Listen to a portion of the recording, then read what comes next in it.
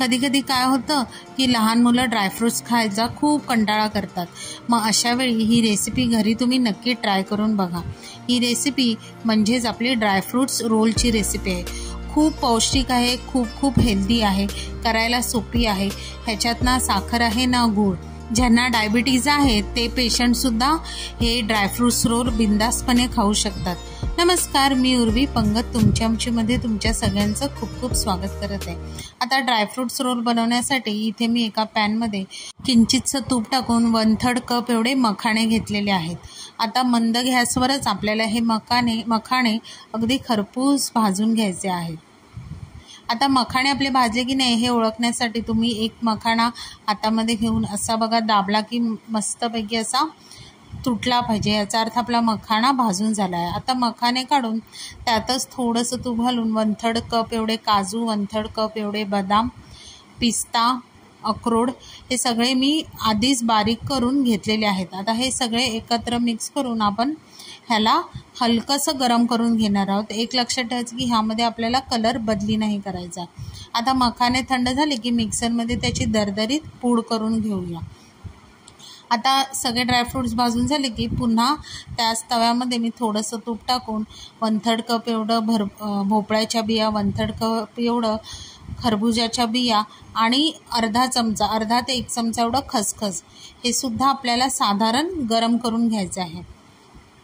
आता हे सुद्धा छान गरम झालं की त्यामध्ये मी 1 चमचा एवढं तूप टाकलेलं आहे आणि पाव किलो एवढे खजूर घेतलेले आहेत। यामधल्या बिया आपल्याला काढायच्या आहेत आणि खजूर छान असे नरम होईपर्यंत आपल्याला हे बारीक गॅसवर भाजून घ्यायचे आहेत।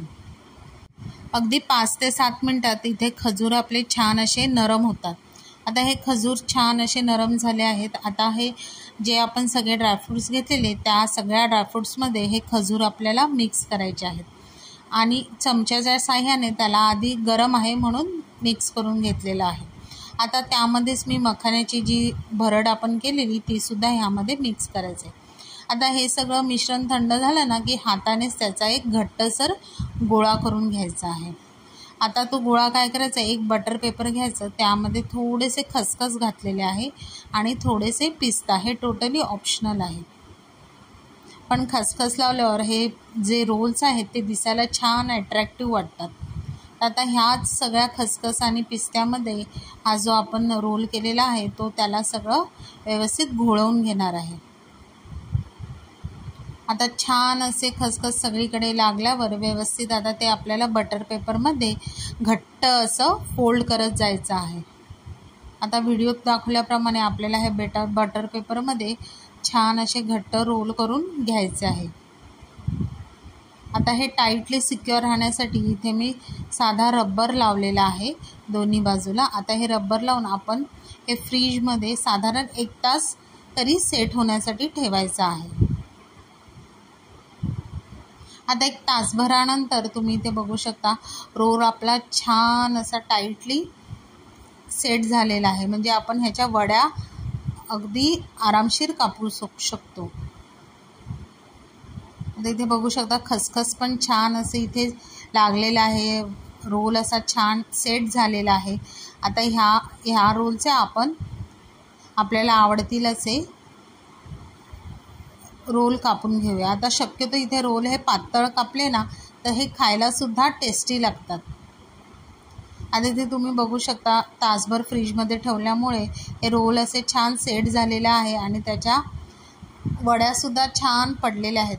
आता तुम्हाला इथे जर हे रोल बनवायचे नसतील तर तुम्ही त्या मिश्रणाचे लाडूसुद्धा वळून घेऊ शकता, म्हणजे तुमचे ड्रायफ्रूट लाडू तयार झाले। आता एक तुम्हाला मी वडी तोडून दाखवते, किती छान आहे ना, वाटते पण छान आणि खायला त्याहूनही सुंदर। पण तुम्ही नक्की ही माझी रेसिपी घरी ट्राय करून बघा। तुम्हाला रेसिपी आवडली की नाही हे प्लीज कमेंट करून सांगा। रेसिपीला लाईक करा, शेअर करा, चॅनलवर नवीन असाल तर चॅनलला सबस्क्राईब करा आणि अशाच नवीन व्हिडिओच्या नोटिफिकेशनसाठी बेल आयकॉनला प्रेस करायला विसरू नका। तोपर्यंत मस्त राहा।